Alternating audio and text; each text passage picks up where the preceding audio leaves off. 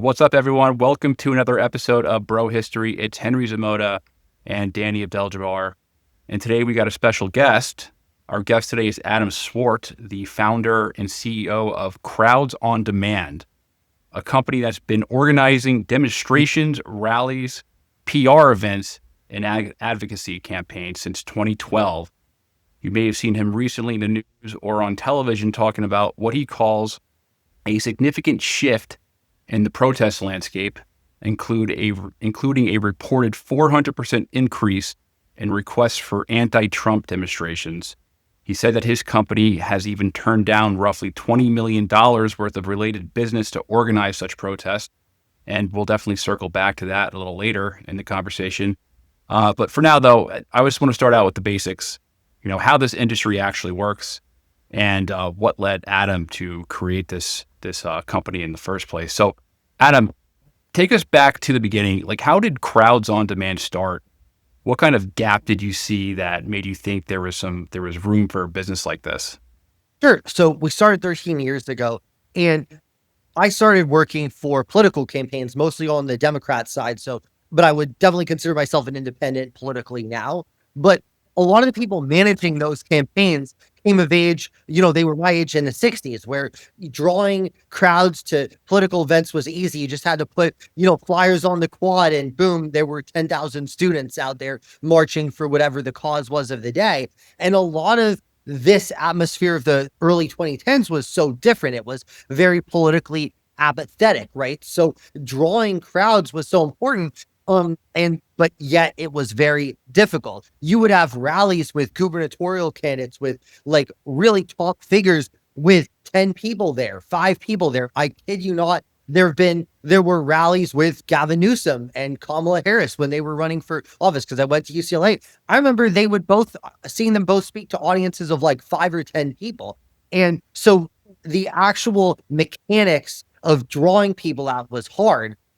Number one, but number two, when you would be able to actually get protesters out there, so not rally goers, but protesters even, you could actually sort of the media attention too, because even if you have a small group of protesters, you can get equal attention to someone who's doing a whole big rally, right? So it was a really effective strategy that I could see is, hey, when you can get people, that translates into earned media. And for your listeners, earned media basically means how much would it cost to buy the amount of ads attention as you got from the media, right? So I saw the demand, but then I also saw the supply. And where was the supply?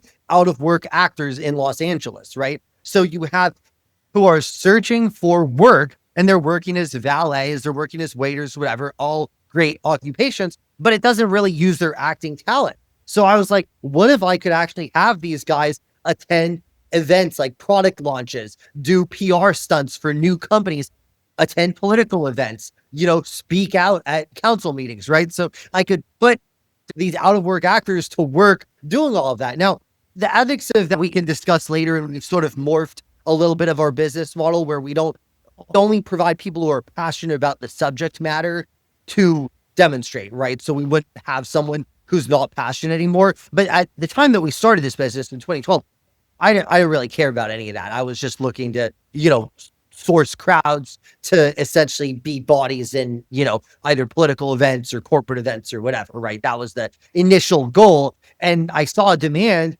We grew fairly rapidly after I kind of cold called and pitched clients.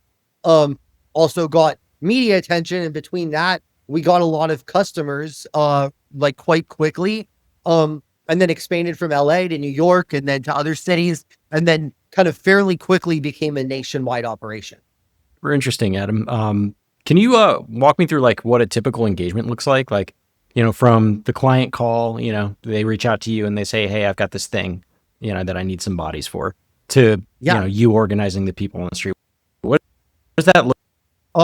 So typically clients will come to us. Sometimes they'll come to us in certain different manners, right? Sometimes they will come to us with a very specific idea that they just essentially need us to execute, right? So they'll say, hey, we want people in this kind of costume to protest against this, or to do a product launch for that, or to troll our competitors' company for that, right? So sometimes it'll be a specific direction and they just need us to essentially provide the people and and execute the event. Other times come to us with an objective and say, hey, we're very upset that no one's paying attention to a conflict in Azerbaijan or something, right? And they'll say that we're very upset about what's going on.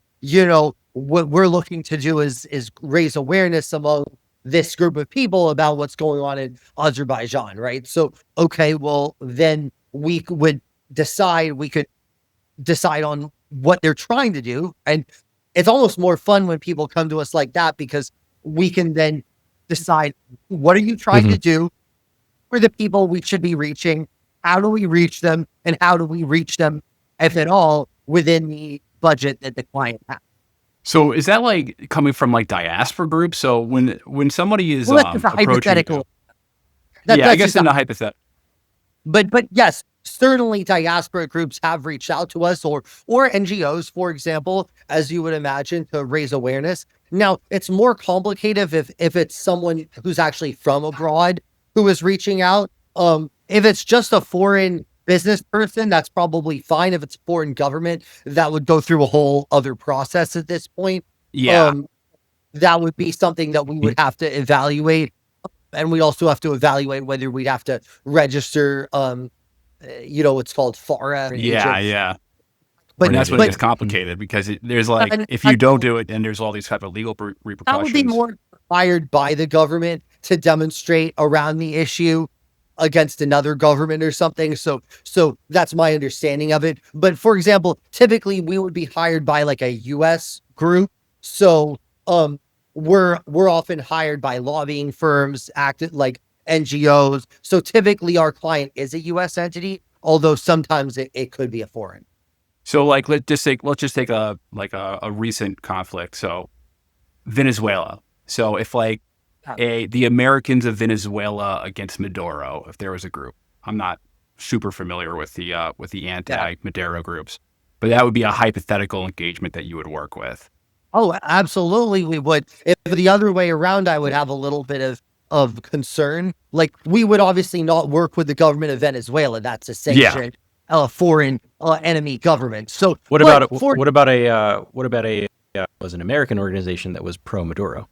Well, that's kind of complicated. I don't think I would want to associate myself with someone who is pro Maduro. Now, what I would put it this way, though, is let's just say you were someone who's anti-war, right? You're just principled anti-war, saying America should not be in any conflicts, right? And we should be on at home, or we shouldn't be engaged in unnecessary interventionism overseas. Well, that's more legitimate. But if it's from but again, the goal would be it's from a U.S. perspective, right? Sure. So question is, if it's from we are Bolivarian Marxists, right? We support Maduro, then I think I would say no. But I think if it's the idea of, okay, we're American patriots, we're from this country, and because patriots, we don't believe America should embroil itself in foreign conflicts. Well, that's a legitimate point of view. I'm going to give you a gray zone one. Sure. And your group. I'm just curious, right? Like, this probably never happens, but like an American group, right? It also is, they're all comprised of Americans. They just happen to be anti-war, just like you said, but staunchly anti-war. They're anti-war across the board. That's their main message. They just also happen to be Bolivarian Marxists. Bolivarian Marxists who pay in United States dollars. Yeah. That's fun. Evaluate it. I'd have to evaluate, because the way that I look at this, I mean, I'm very much a capitalist myself, but I don't have to 100% agree with someone in order to take their business. But I do have to believe that there's broad merit to their discussion. So, for example, in this Venezuela argument, it's actually very interesting, because I see the merits to both arguments, the interventionism, right, versus the anti-war. Both are legitimate grievances. One side, this is a guy, Maduro's a bloodthirsty dictator who has not won his election, and he's kidnapped Americans, and he is including American oil executives, right? This is a resource-rich country. We should be doing more to stop him. But and conversely, you have, well, actually, America should not be engaging in these wars overseas. It hasn't worked out so well for us, right? Either of those are sort of legitimate perspectives that I feel like merit whether you agree with them 100% or not. And I agree with both sides a little bit. But if you're a Bolivarian Marxist, then my challenge is that, do I want to associate myself with something of your worldview? Because I don't in any way share the view of a Bolivarian Marxist. So that's sort of my only challenge with that. And in fairness, of course, I don't even think Maduro is a Bolivarian Marxist. He's kind of a corrupt autocrat who is, like defined far more by. I'm certainly not sticking up for Maduro. I have another hypothetical. I think it's from this book. Colonel Edward House, who is like one of Woodrow Wilson's like point men. No, I've never heard. Yeah, he's a really interesting figure, and I think you would find this interesting. So I think it's in this book. He had a book called Philip Drew, the Administrator, and what they ended up doing, it's like a book about like the future U.S. and it's in like constant conflict. And there was this politician that he was dealing with, but he was actually endorsing him. And the way that he endorsed him was that he actually hired protesters to protest against him. But it made it seem like he was real, like the opposition was against him. So it gave him legitimacy. So flag protesting. Yeah. So, yeah. So where I'm getting at, so let's just say if I want to start a career in right-wing media, like I want to be like the new Ben Shapiro. And and to do that, I want to hire a bunch of like blue-haired, just crazy Antifa type Marxists to like start screaming at me, and I could just do like the change my mind skit that Steven Crowder does. Like, why don't we change your mind, dumb libtard? Would you engage something like that?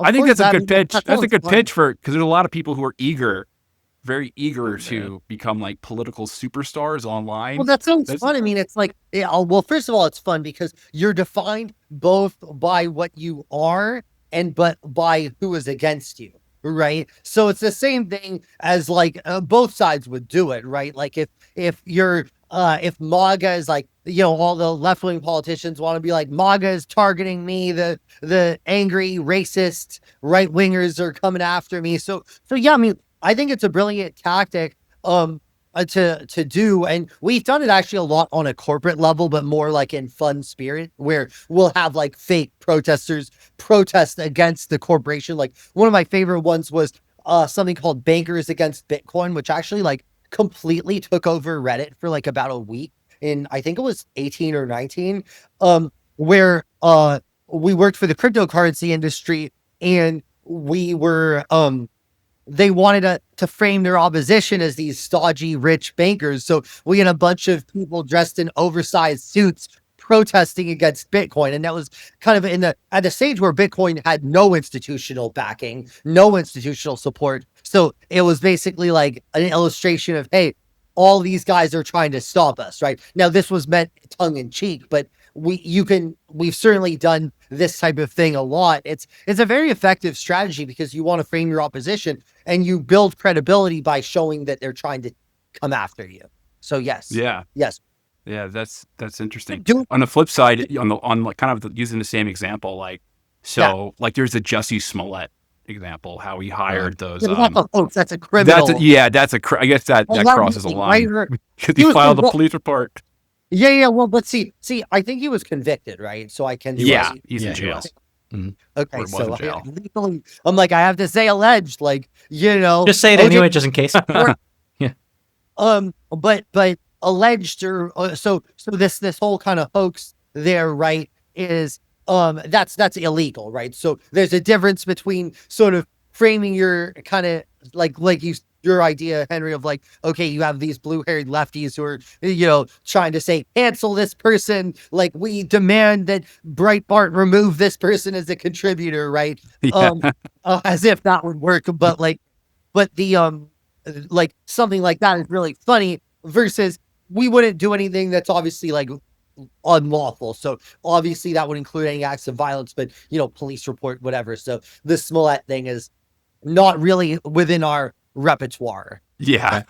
Yeah, I just had to ask the question. I didn't, by no means did I think that you would take a job like that, but I don't know. No, but I Playing the think a lot of opposite. people on the internet too. So it's important to clarify that. So I think like rational, smart people understand like what we do and don't do.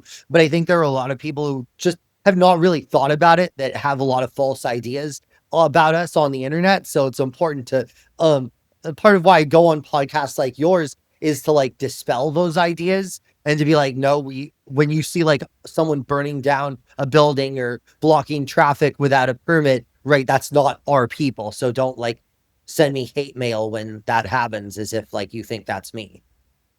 Yeah. Well, let's get into that just the philosophy, because like you said, you're on these types of shows to help, dispel those myths, right? So I heard you on a few other shows saying things like accustomed to like is more like advertising than voting, right?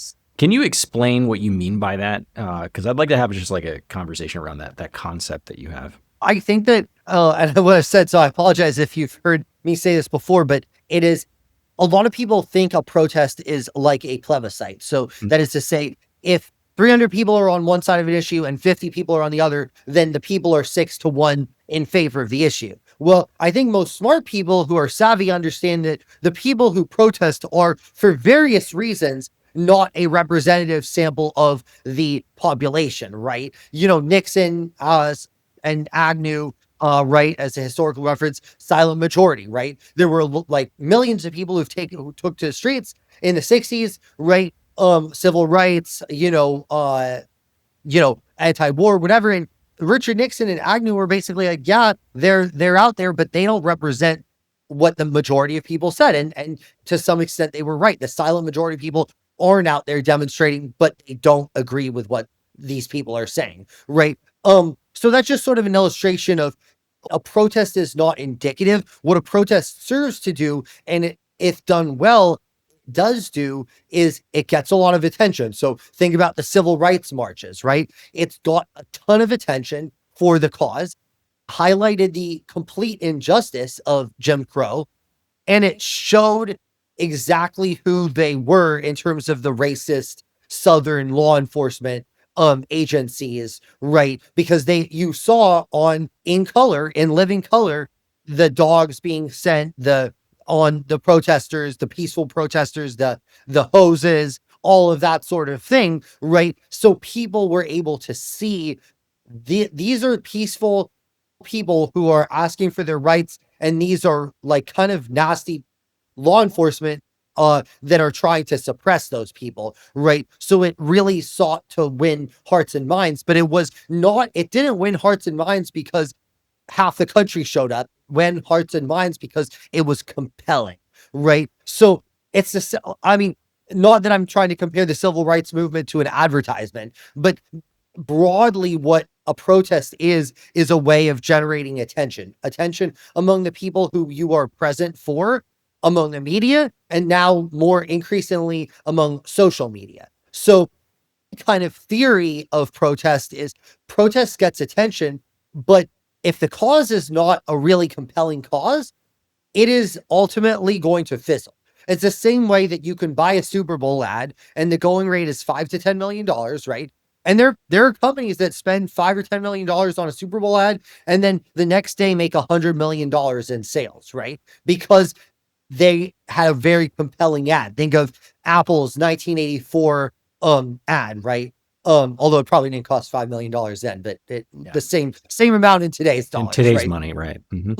But there are plenty of other ones, probably a majority, that spend that money and that ultimately fizzle because their product is not actually compelling. So I think of a protest the same way. And two examples I often use of this is the Tea Party, right? Which was a very successful movement, but it was very, very well funded, right? Now the funding gave it attention. It got it on the news, right? But ultimately the funding made sure that people paid attention, but the movement grew because the cause was compelling, whether you agree with it or not, right? Conversely, Jeb Bush ran for president 2016, raised $300 million.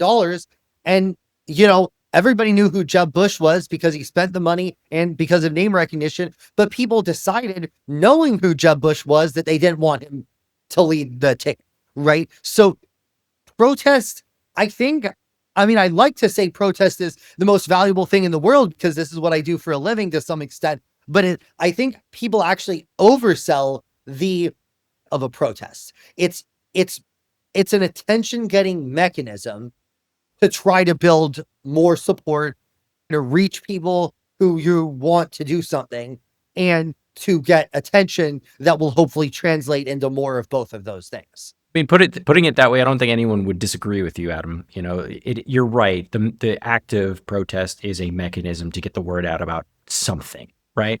But I think the challenge and you know, probably a lot of criticism that you receive is that, you know, wouldn't you believe that this kind of commodifies civic action by putting, you know, a monetary value behind it, that, you know, protest becomes like another marketing, like a paid marketing channel. Yeah. You know, how would you respond to that?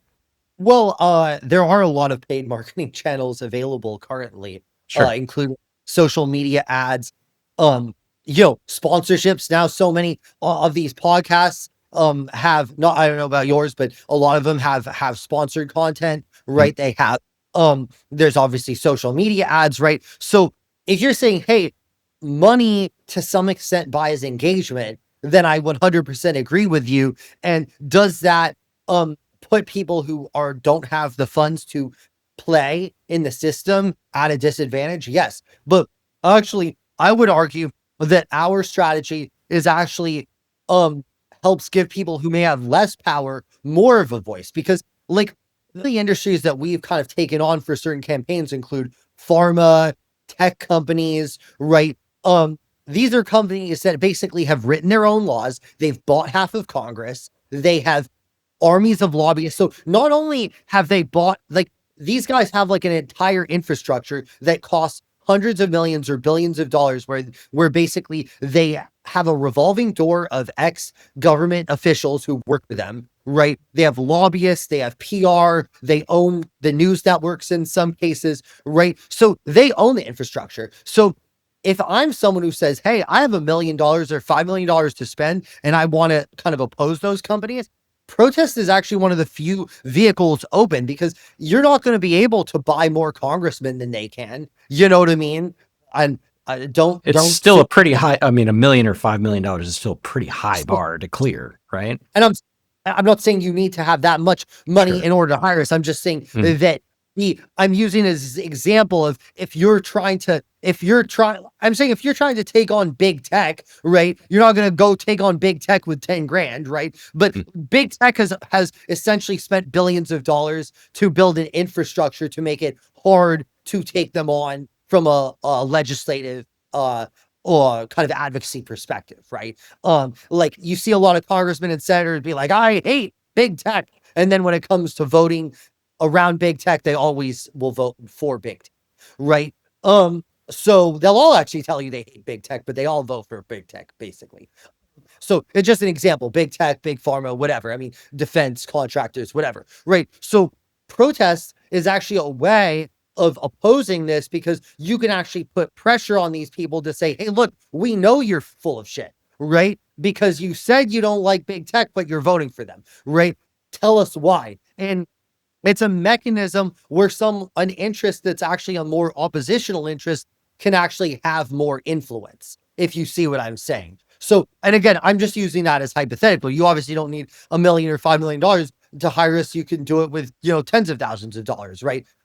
But we often working for the Davids against the Goliath. We're working for the startup companies against the Googles, right? We're working for the natural health care against the pharma, right? We're working for the crypto and against the banks, right? In many cases. So again, all of those people may have money, but it's a matter of the scale. So like this idea that we're actually a tool of the money interest is actually a little bit misleading, when we've actually given a lot more voice to the oppositional interests.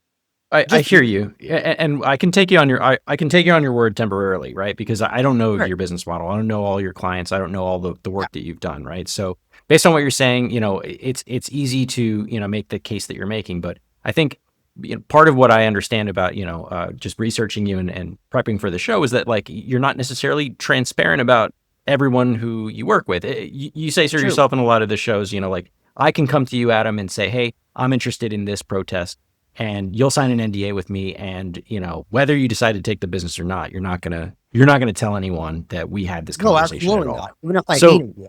so that does put up a bit of a smoke screen because, effectively the same argument that you're making about how, paid protests can be a mechanism to, really get eyes on a certain cause also be used to get eyes on the wrong causes, right? So you're saying that you work with the Davids and not the Goliaths, but we don't know that you're not working with the Goliaths, Oh, that's just by very design. true. That's very true. And one of the things that I'm working that I want to do partially by going on again, another kind of ulterior motive I have on going on these shows Mm, is that I want to destigmatize the idea of compensated demonstrators mm, because I would like to actually be a lot more transparent about my customers. But because there's this sort of stigma around it currently makes it so that a lot of people do want these NDAs. What I would like to move toward is saying is for people to be proud of hiring demonstrators, just like no one is ashamed of taking out television ads or paying their attorneys or, doing all the other things that you might do to campaign for your company or for, a candidate or for a cause. But there, for some reason, this has like a fishy connotation. So people don't want to be associated with it as well. Some people don't, not everybody, but certain people don't. So there's this distance. But what I'd like to do is have people actually feel proud to be like, yeah, we hired Crowds on Main because they are passionate advocates for causes that make sense. So I want to change the perception because I think that'll ultimately help my business, but it'll just also help kind of the perception of how people see it. I think I mean, for business. So if I want to get like a crowd out for like some new product launch or something, that's something that's kind of reasonable. For politics, though, there's kind of a badge. mm, So take Zoran Mandami, Yeah. the, potentially and most likely the future mayor of New York. Um, Take him, for example. One of the things that people like about him is that his movement seems to be very grassroots. We don't know how, I don't believe in but grassroots. perception. Okay. Maybe you can elaborate on that. That's Yeah, I don't think grassroots exists. So let's try to let's unpack what someone might consider like the most grassroots thing ever. So let's sure. just say you have like a few moms, and I don't want to be sexist. I'm just saying moms, don't hate me, feminists.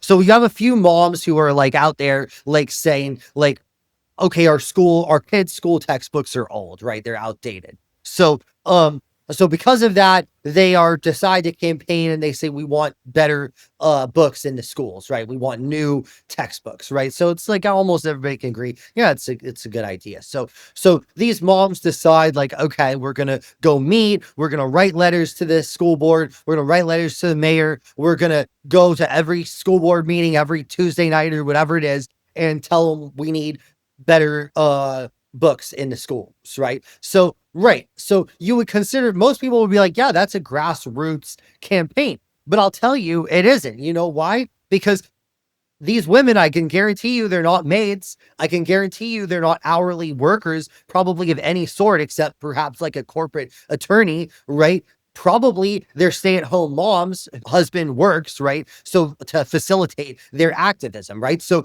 who paid for their activism, right? It was the husband who paid for the activism because these people essentially are working on someone else's time. So again, it's not a bad thing. I'm not like taking it away from those people to do it, but what we do is we give the opportunity to a lot of people who otherwise would not essentially be able to afford to engage, right? Like before 1911, you guys are historians, you might find this interesting. The British Parliament was unpaid, right? So the only people who were in the British Parliament, presumably, were members of the landed gentry, right? So they were there for ego and to protect their vast holdings, from the poor, right? So, idea of being compensated, people are like, oh, that would cheapen the parliament. But no, it actually opens up the parliament to a more diverse set of people. So what I would argue is, if you don't compensate people, then the only type of people who are going to be able to go and be activists like those moms are, either stay-at-home moms, retirees, maybe someone who has like a very flexible, very favorable tech type job where they can just work from anywhere and do things as they like. So I just don't think that the concept of purity of grassroots it exists. I mean, and there's a reason that Mom Donnie's actually polls best with people making over $100,000 a year. The best group for him is actually the richest group of surveyed New Yorkers. So that I guess that makes sense. I mean, look, I gotta disagree with you on that, because I can tell you an anecdotal story, right? It's a small protest that me and my fiance were involved in, just very spontaneous, right? I live in Puerto Rico. The electric company here is like terrible. And they decided to take a bunch of FEMA money, right, and chop down every tree in the neighborhood for to clear the right of way for the electric lines. There's right? a lot of corruption in Puerto Rico. With oh yes, so much, right? So much so that Puerto Ricans will just protest just because, and they have really good reason to. But this is a smaller reason. So they decided to cut down all the trees in the neighborhood, and for various reasons, I thought, hey, this is really dumb. First of all, I like my tree. It's nowhere near any power lines, right? Trees create shade, which, the ground temperature, which reduces our, reliance on electricity because we don't have to cool as much, right? It also sucks up a lot of groundwater, which, helps with a lot of flooding that happens here, right? So really dumb that they were going around, and it's, if you dig deep enough into it, there's like a lot of profit incentives, they get a lot of FEMA money to do it. And they have these third-party companies that are just chopping down the trees instead of pruning them like they ought to be, right?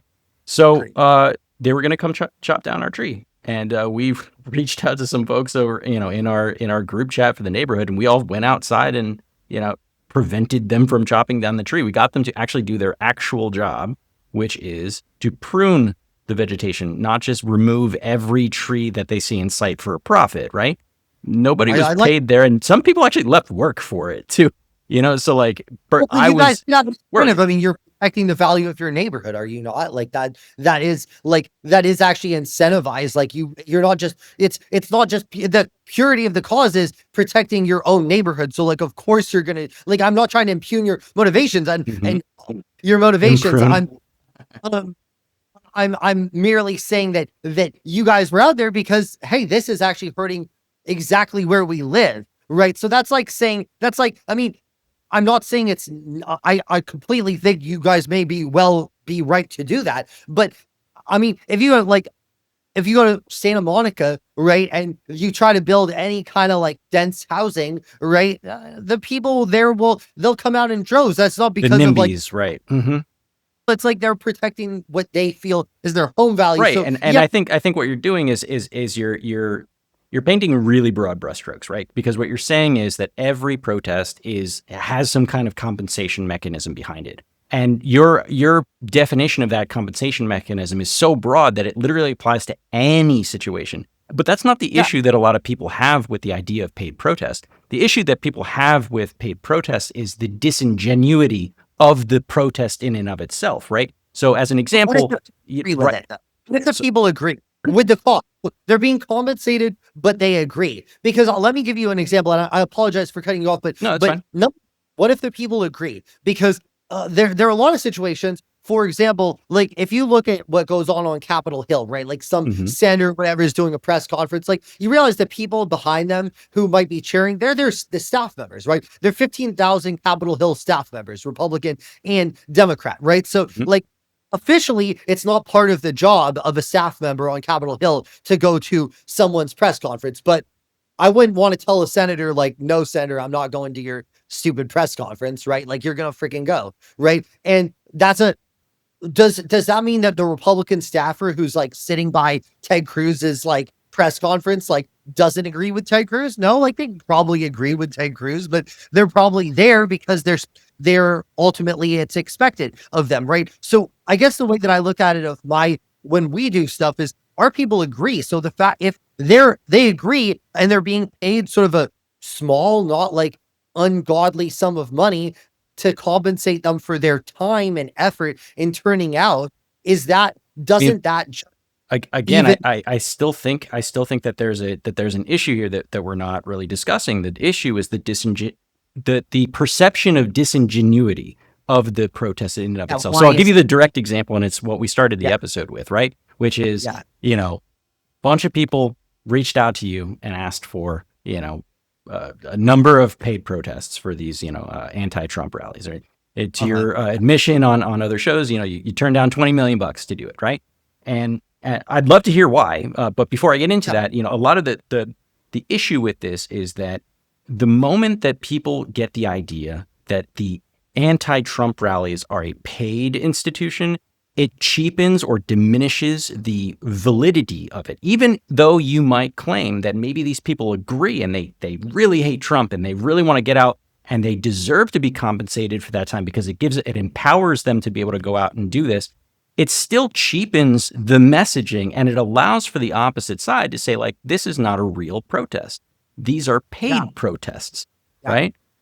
Yeah. Well, you're making my point for me, which is why I'm trying to change the perception of paid protests, because what you're saying is correct, which is that, hey, because people don't like paid protests, then the fact that paid protests exist mean that this can be used as leveled as an attack. But what I'm saying is it shouldn't be used as an attack because there's nothing wrong with paid protests.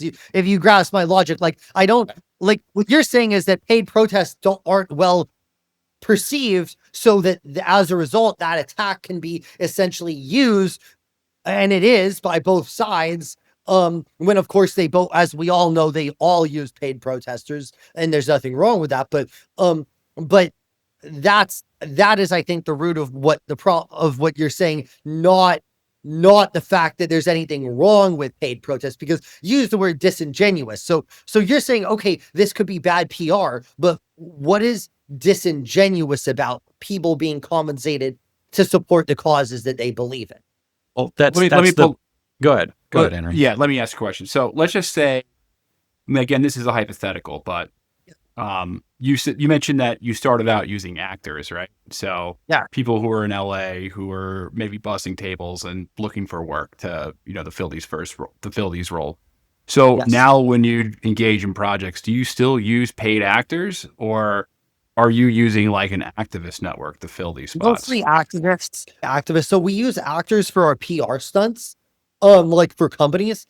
Like, let's just say people want us to wear a bunch of costumes or something and go around and demonstrate around like a sort of company or sort of fun spirited issue. But when it comes to causes, we source people who are passionate about the cause. So obviously, you could be an actor, but you'd have to be passionate about the cause. Whereas when we started the business, that was not a requirement. And the other thing I guess I would say is the amount of money that people are compensated with. Yes, it's fair compensation. It's like 100, 200, maybe 300, depending on the cause, or more if it's like you're standing out for 12 hours in freezing cold. we're going to pay you well for that.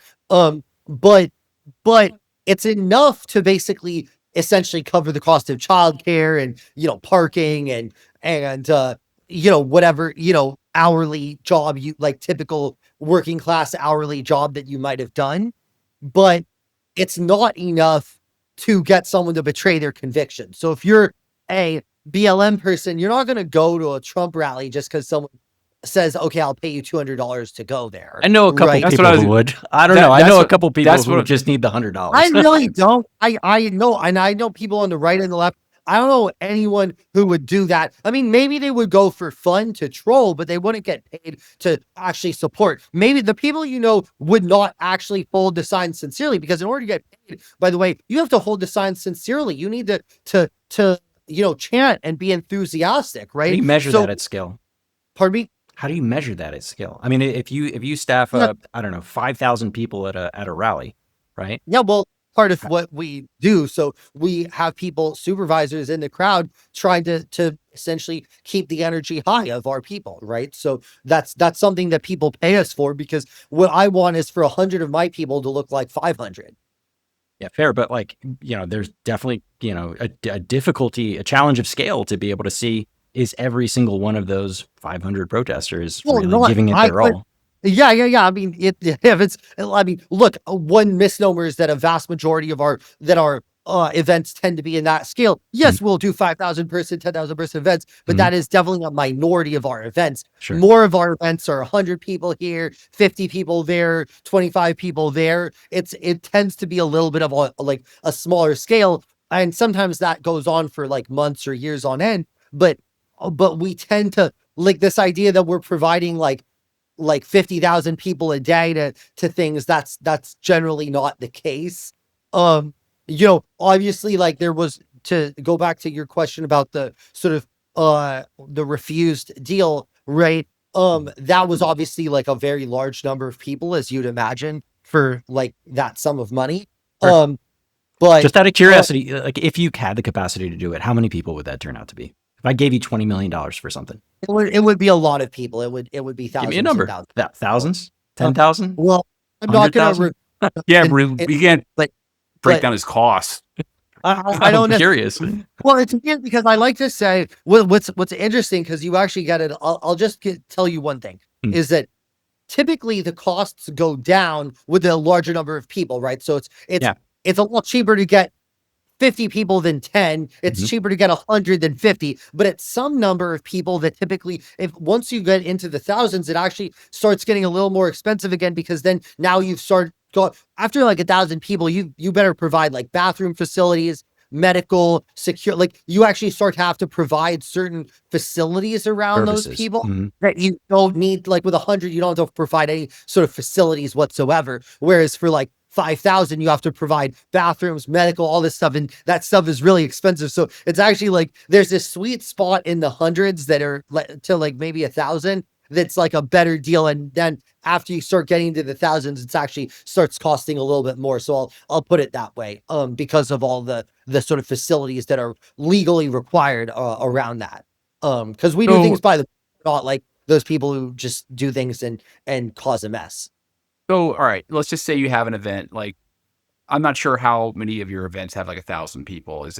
Would you say most of your events are like 10 to 50 people, or is it, is there like a Yeah, I sweet would spot say of what you cater I would to? think it's probably average, but certainly we've done like in the thousands of people. So that's just it's its own challenge, I guess. I'll put Sure. it that.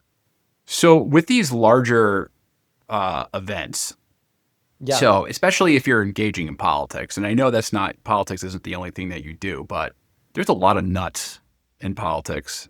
There's a yeah, lot of crazy people. Like you even saw with like the Charlie Kirk assassination, there yes, was we this did. guy, there was this guy who got up and started taking the blame for it. I don't know if anyone caught that. He's like, arrest me, arrest me.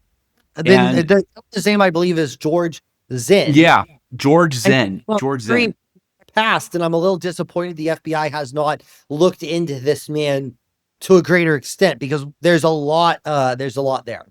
Yeah, well, he's one of these guys that just attends or attended because I believe he's going to be going to jail. Um, but he's one of these guys that attends like every single political rally. Like there's all these moments where he was. Um, there's records of him being at a lot of places when a lot of things went wrong, and the Yeah. question is like, why is this guy there when something goes wrong? Like, does trouble just follow this person, No, or is he like bringing the trouble? I would love for him to be questioned. Obviously he has the constitutional right to not answer any questions, but I love the opportunity to question this man, because I think there is a lot more behind him. Yeah. Um, so for example, my team looked into this guy.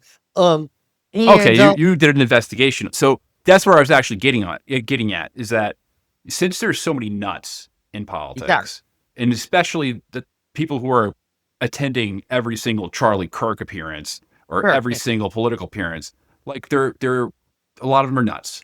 Um, yes, I used to be part of like the kind of Republican circle in New York. yeah. There was a lot of nuts, a lot of a lot Well, of crazy people, I heard about and this. Yeah, they seem very colorful.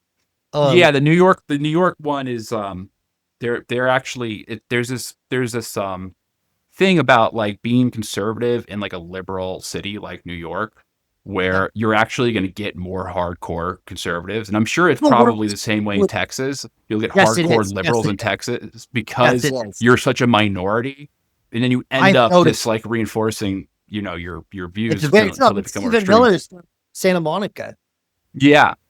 So where I'm getting at is that so like how do you protect your organization from Yeah. people who would, you know, potentially be bad actors, who would be unstable, representing your organization? From working with us. Well, Yeah, from number working with this, because I'm sure there's, you know, yes, it's a very good if you question. hire 1,000 people, you know, there's got to be a couple of those people who are off the rocker.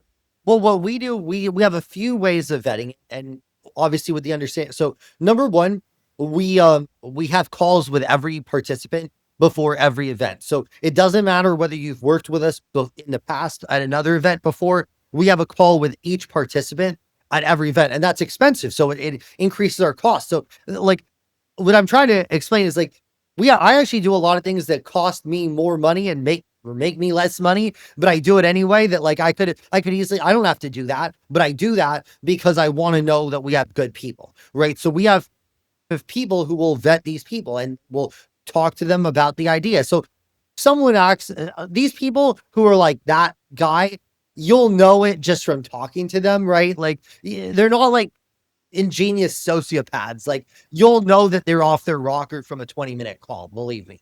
And Yeah. if you won't know from a call, then as we sign in and we meet, if someone's acting odd or whatever, we will kind of ask them to excuse themselves. Now with some of that size, we also will hire security. Like if we're talking 1,000 people, like we have security. And in some cases we're like legally required to hire security. So which I'm mixed about whether we should be legally required to do that, but regardless, we would do that in that case.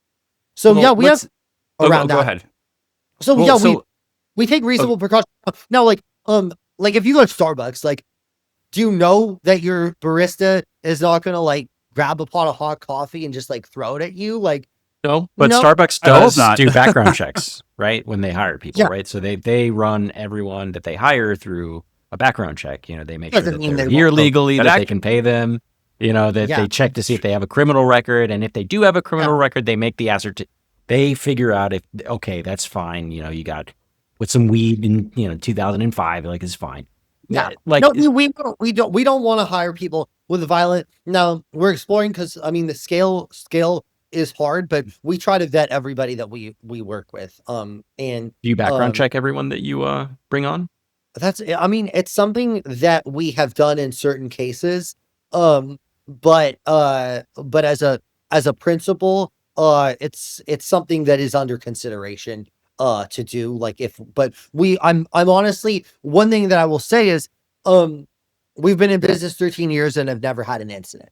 So Famous last words, right? No, I don't no, wish No, we're any not wrong. trying to. No, no. I don't say that as to be complacent, Yeah. but I say that to say we do have a way of, believe me, and within those 13 years, Starbucks has had some pretty crazy baristas, despite their background checks. Yeah, So- and so despite the background checks, but would you like money aside and logistics Yeah. aside, do you think it's worthwhile to pursue more stringent checks of the people that you employ I think it's definitely something that should be looked into. I don't want to say no because it's something that I mean, like with every business, that you have to understand. Like one of the things that as we have done a lot of these things that I've been talking about this last 45 minutes with you guys, like such as making sure everybody is genuine, such as vetting people on the phone, I have not been able to pass all of those costs on to our customers. A lot of our customers don't want to pay for that stuff.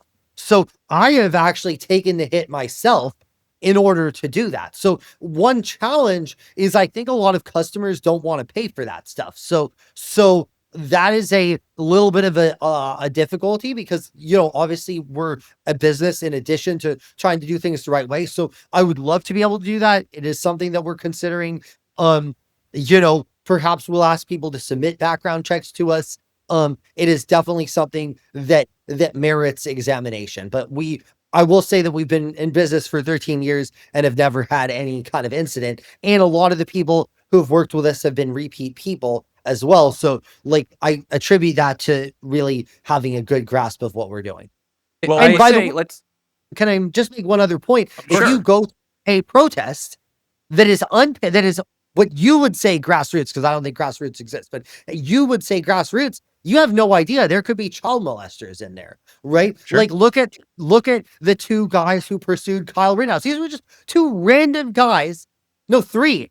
Three, or is it two who pursued Kyle Rittenhouse? I think it was three. I think he killed two, and one he shot one in the arm. Yeah, I mean, I think he killed. I don't want to comment on like legal facts. I don't want to get in trouble. But basically, I think there were three of these nut jobs. They all had like a record up to the wazoo, right? But one of them was like a serial child molester, right? And had been like to prison for like years for like really just nasty stuff. So I'm saying like, Yeah.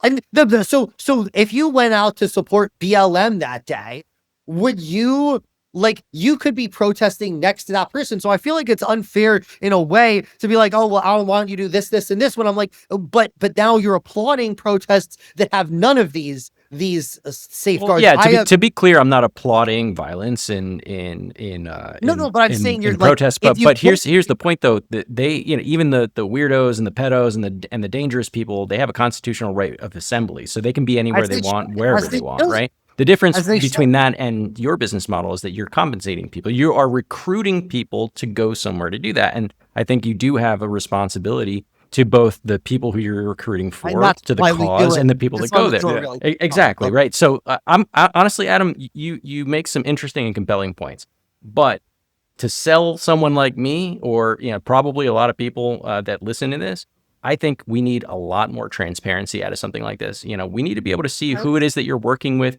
who that there are safeguards in place to make sure that you're getting people that are there. More openness about that, because at the moment, right now, we can only take you on your word, right?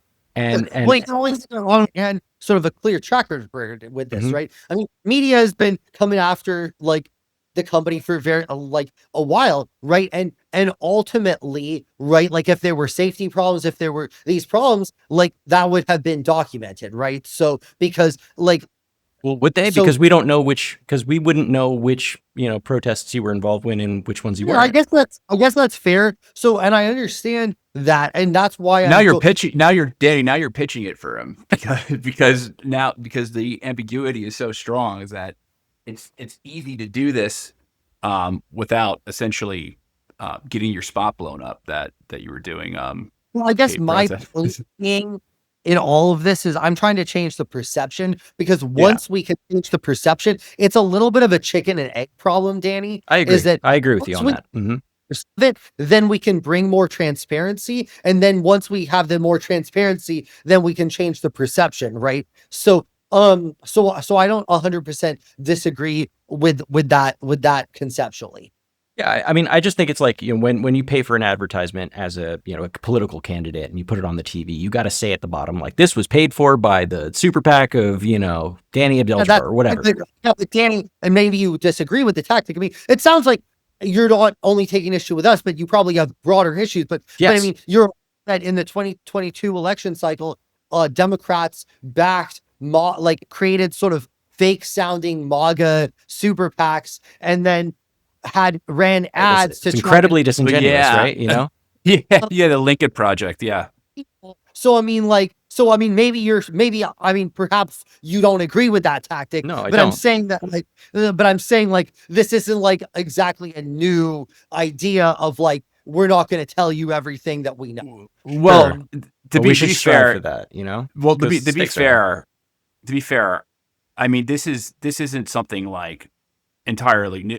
This is something that's been going on for a long time. Like, if you go back to the early 19th century, they had ringers. The boss, perfect example. Like Tammany Hall, they a lot of like political machines back in the day. Their ward bosses used to go in the neighborhoods and they used to hire ringers to cheer people, and that was super common. Yeah. So. And the media actually was wise to Boss Tweed and would regularly write exposés on his corruption. And what's interesting is there was a attributed to Boss Tweed where someone asked, "Boss, aren't you worried about what the press is saying about you. It's like, my constituents can't read. Why would I worry about the press? But I mean, it's funny is that that's so prescient now, because obviously people can read, but what Nobody are they reads. Yeah. They're reading social media posts, right? So it's like, it's the same thing, right? Like, good luck coming after AOC or Trump or whatever you have on those people. It doesn't matter, and Gavin Newsom, right? There's some people who are just sort of Teflon, like, doesn't matter what the scandals throw at them. It's like they have their base and their base is with them. It's impressive in one sense. But yeah, I mean, I don't 100% disagree that, hey, this is, first of all, I didn't invent this tactic, obviously. Labor union doing this, right? You mentioned even the 19th century, right? Obviously in places, they're doing it back in Rome, and like they're in Rome, they were doing this type of thing. Well, the idea that you want a very enthusiastic crowd standing before you is not like a new concept. So it's like is the entire country of North Korea a paid protester?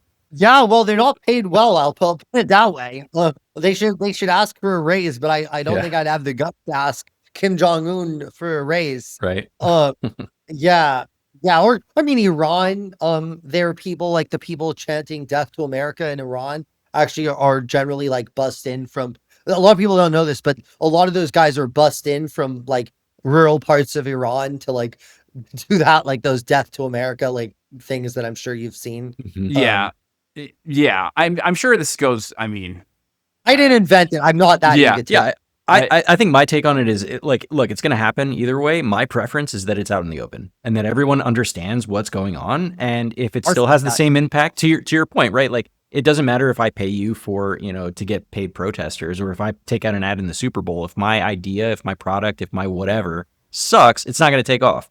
I would just prefer to have this all out in the open so that we're all having the same conversation, because I'm getting a little tired of, frankly, on both sides of this idea that, a protest isn't genuine, and it's not real, and it's not indicative of any, of the national sentiment, because of the idea of shadowy paid protesters like George Soros or whatever. Like, I'm sick of hearing about that. I'd like to know the truth of it, and then have a discussion about what the topic of the protest is. This idea that like both parties have long been using payment, even beyond protesters, to malign each other. I mean, there was a Democrat, I remember, who was basically like, don't ever bother to listen to a Republican's ideas, just look at who's funding them, right? Like, so, and this was more in regards to institutional Republicans rather than the protesters. But like, look, this idea of trying to delegitimize people by saying they're being compensated, is not new. But what I think is it's very rich when it's coming from like TV or political commentators who themselves are compensated for their view. I don't know how these people are getting paid, and what the incentives are, and who the advertisers are and stuff. So like, I do think it's a little like, I completely hear you, but I also think it's a very classist argument when like 7-figure, 8-figure, 9-figure TV hosts are out there being like, how dare these paid protesters, they're getting paid $200. I can't believe it. You know what I mean? And it's like, well, Rogan's getting paid $200 million, right? It's the pot calling the black hole black, Yeah, exactly. Well, so I'm like, I like, so I think I'm willing to hear the argument from certain people, but most of the people making the argument are not exactly like in a position to actually credibly make that argument. Yeah, I get that. If you're getting shit from Fox News, it's like, come on, like, for nobody real. watches or Fox just News any mainstream outlet. But I know we're coming up on an hour, so we're gonna let you go soon. But I have one funny thing. I don't know if you've ever watched this TV show, but it your operation reminded me of The Rehearsal. Have you ever seen that show? Yeah. It actually, I've gotten ideas actually. Really? I knew it. Taking notes. I knew it. So the Rehearsal is a show about, it's Nathan Fielder, and he basically rehearses people through like big tipping point events by hiring actors to like act out and simulate a situation. Right. Yeah, people are really good, by the way. I honestly, we have people who've worked with him, who've worked with us, I believe. So there's crossover there. That's awesome. Oh wow. There is That's yes. That's incredible. I learn from his stuff all the time. Like I've watched his stuff. I mean, he's a very odd guy. I've never met him, to be clear, but I've learned from how he does it because it's so rehearsed, as the show says it. It's really, they do a really good job playing roles that it feels genuine, and yeah, no, I've learned a lot from watching that show. I got one. I knew there's a connection. I got one last question for you. Sorry, I promise this will be super fast. Yes. Is this you? Have you seen these guys protesting in Portland, and they have the blow up? Well, let me just put it this way. So I have a policy at Crowds on Demand where we don't really comment on things we are or aren't involved in. Okay. And I'll tell you why. The reason why we don't do that is because I used to do that more, but then if, let's just say, I forget to get back to some journalist, then they're like, oh, well, he didn't say he wasn't part of it, so we're going to kind of like imply that he was. So it's like the only things that I like will deny affiliation with is essentially like illegal activity. Mhm. So if like someone says, oh, are you involved in like this illegal thing? Like we'll say obviously like no, because we're a lawful entity, but generally that's the only thing we would say. But yes, I love it. My Yeah, can I get you opinion, to comment on it at least? Because I think it's really funny.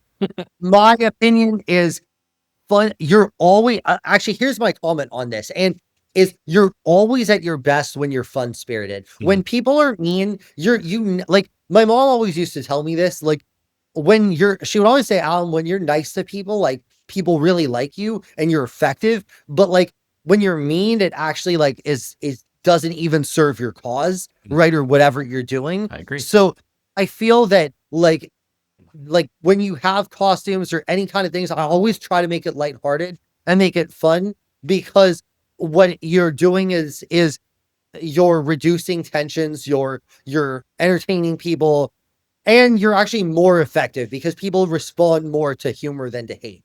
So I like it. That's an I like awesome way to end the show. Adam, do you have anything that you want to plug, or places that where you can find you? Anything that you want to say to the audience? Well, the only thing I'm going to say is stay tuned, because I'm going to, and we'll have another. I promise I'll come back on your show as long as you like to Okay. discuss this one out. But we're going to be unveiling very, very soon what's called the Protestors' Bill of Rights, Okay. which is basically of standards that I want law enforcement and advocacy groups across the country, across political spectrum, to abide by. Because what I feel like is we've had way too much politicized enforcement of laws, where it's like, okay, you're left-wing prosecutor, you go easy on left, you're right-wing, you go hard on the left, or whatever the case may be. I personally, I think all kind of First Amendment has to be respected. Obviously, vandalism, violence needs to be treated very harshly. So I want everyone to start committing to a series of steps and what is or isn't acceptable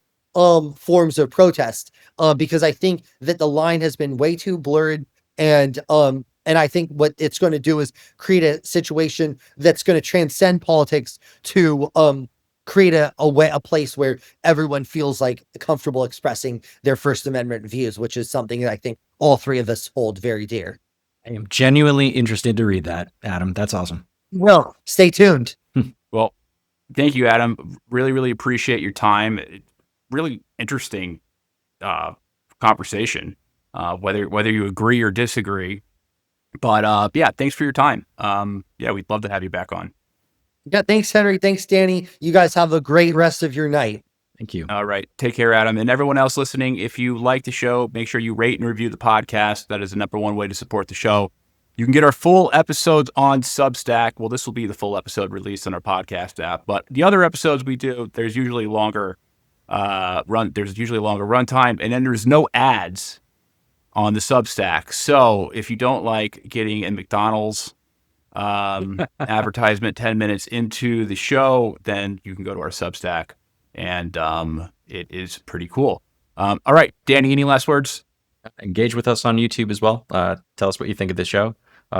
tell Adam what you thought of his points. I'm sure he's going to read the comments, and if he doesn't, we'll send them along to him.